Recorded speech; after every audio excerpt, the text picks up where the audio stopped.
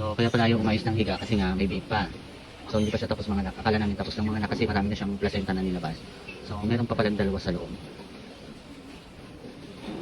Isang durok at isang pitrain. So guys, ito ay willow piggy drying powder. So lagi ito na pagkakamalan na magpiprito tayo ng piglets.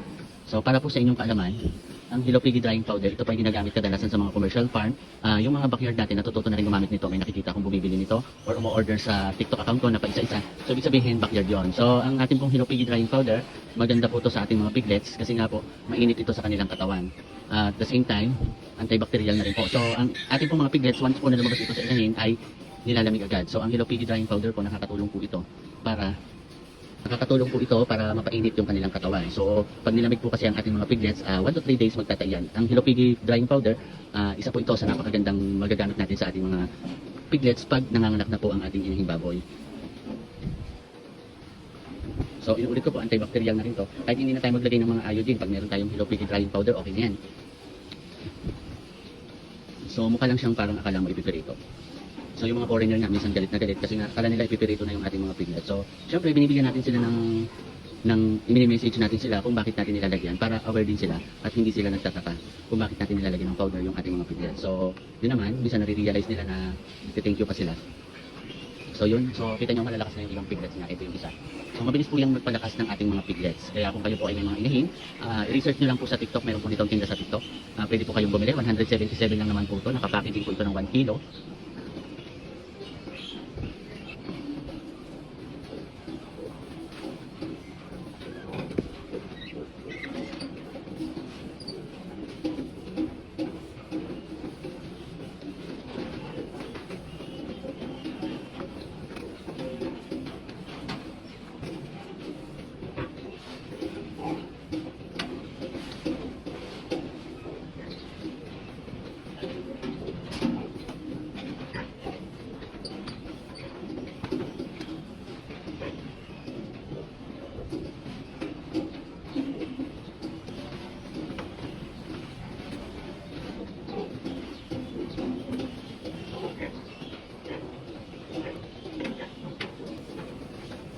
So ito guys yung mga lamad na nakukuha natin pag yung drying powder yung ginagamit natin. So napakarami nito. Madulas to pag tayong kalalabas lang ng biik. Pero pag may willow piggy drying powder kang gamit, walang ang dulas, mabilis lang makuha. So ito antibacterial na rin to mga katropa pits. Kung mapapansin nyo, yung pagka naglalagay kayo nito, yung pusod ng inyong mga piglets ay mabilis ding natutuyo. And then mainit sa katawan ng ating mga piglets. Alam nyo naman na pagka yung ating piglets ay bagong labas sa inahin. So kung mapapansin nyo na nanginginig siya, so ibig sabihin nilalamig. So itong willow piggy drying powder, nakakatulong ito para uminit yung kanilang katawan. At the same time mga katropa pits, ito ay nakakaiwas din sa pagtatae yung first 1 to 3 days nila. So napakaganda ng willow piggy drying powder natin na to. Meron tayo nito sa TikTok. Kung mga gusto ninyong bumili ng ating product, willow piggy drying powder, i-search nyo lang po at lalabas na po ang product na ito. So yun lang po. Happy farming po and God bless.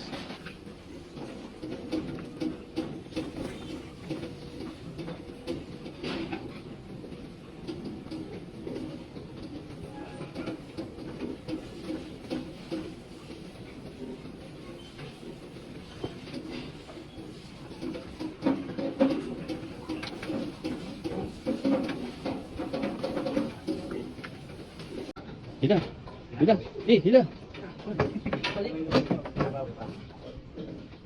Hila. Napagod na si Berto.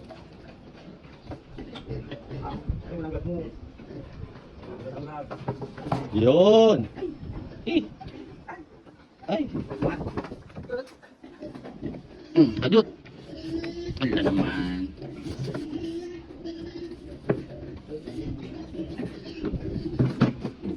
Binabawi. Puro paihi. Okay na.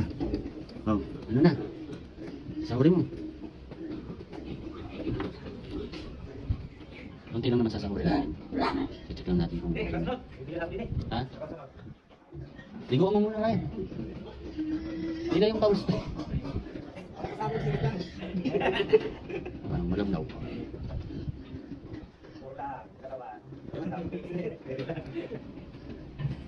Malabnaw pa? Oo. Malabnaw pa na? Malay mo buhay 20. Ha? Oo. Sino nga yung malambot yung putotoy? Yung isa, yung magawa na paano ba? Makulot? Makulot ka tayo.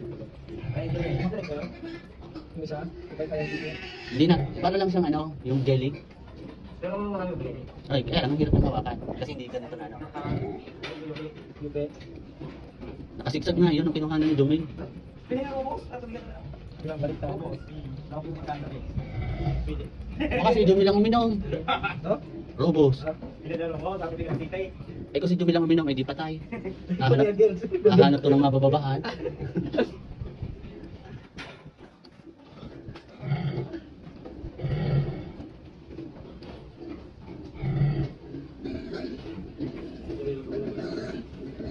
Every 2 days nga eh, para malabas na lahat na.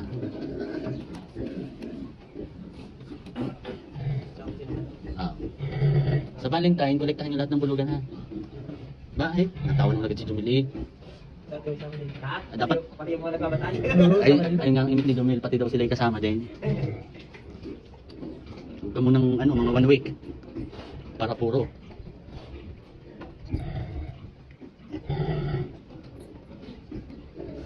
Dami. Silipin mo. Pasilip mo na kay Tito eh. Oh. Tubig naman eh. Tubig.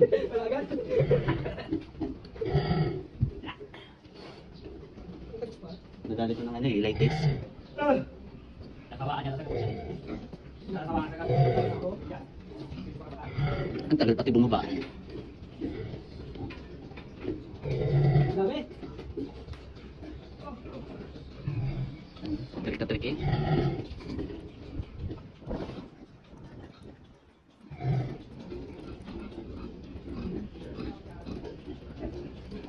Anong resulta? Nasilip niya?